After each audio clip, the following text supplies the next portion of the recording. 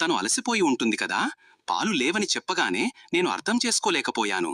నా కోపం, మొండితనం వల్ల తను ఎంత బాధపడిందో.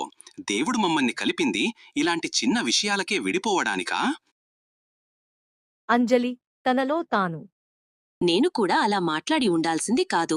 ఆయనకు కూడా ఆఫీస్లో ఒత్తిడి ఉంటుంది కదా. నాలో కూడా మొండితనముంది. ఆయన ప్రేమను నేను ఎలా మర్చిపోయాను. దేవుడు మా బంధాన్ని ఎంతో ప్రేమతో కలిపాడు కదా. వారిద్దరూ ఒకేసారి తమ ఫోన్లలో ఒకరి నంబర్ను చూస్తారు, కానీ కాల్ చేయరు. ఆలోచనలో పడతారు. వారి హృదయాల్లో మార్పు మొదలైంది. ఒకరికొకరు అర్థం చేసుకోవాలనే తపన మొదలైంది. బంధం అంటే కేవలం కలవడం కాదు, దాన్ని నిలబెట్టుకోవడం. ఒకరి లోపాలను ఒకరు సరిదిద్దుకుంటూ ఒకరికొకరు అండగా నిలబడటమే నిజమైన ప్రేమ. అడ్జస్ట్ అవ్వడం అంటే ఓడిపోవడం కాదు, బంధాన్ని గెలిపించడం. నేను వారికి మార్గం చూపిస్తాను. సాయంత్రం కార్తిక్ ఇంటికి వస్తాడు. తలుపు తీయగానే అంజలి ఎదురుగా నిలబడి ఉంటుంది. ఇద్దరూ ఒకరినొకరు చూసుకొని ఆశ్చర్యపోతారు. వారి కళ్లల్లో పశ్చాత్తాపం, ప్రేమ కనిపిస్తుంది.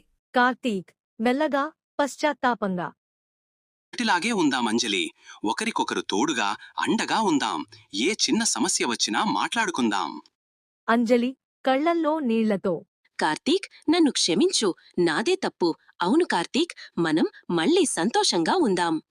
ఇద్దరూ కలిసి నవ్వుతూ ఒకరికొకరు సహాయం చేసుకుంటూ పనులు చేసుకుంటూ వారి బంధం మరింత బలపడి వారి చుట్టూ ఒక ప్రకాశవంతమైన కాంతి వలయం. చూశారా, వారి ప్రేమ గెలిచింది. నా ఆశీర్వాదం ఎప్పుడు ఉంటుంది. వారిలోనే బాగు చేసుకునే వ్యక్తిత్వం ఉంది. వారు దాన్ని గుర్తించారు. చిన్న చిన్న అపార్థాలు, మొండితనం, కోపం ఇవన్నీ ఏ బంధానికైనా చేటు చేస్తాయి. ముఖ్యంగా భార్యాభర్తల బంధం. ఒకరినొకరు అర్థం చేసుకుంటూ ప్రేమను పంచుకుంటూ అవసరమైనప్పుడు అడ్జస్ట్ అవుతూ ముందుకు సాగితే ఏ బంధమైనా పదిలంగా ఉంటుంది. మీ జీవితంలో కూడా ఇలాంటి సమస్యలు ఉంటే కూర్చుని మాట్లాడుకోండి. ప్రేమతో పరిష్కరించుకోండి.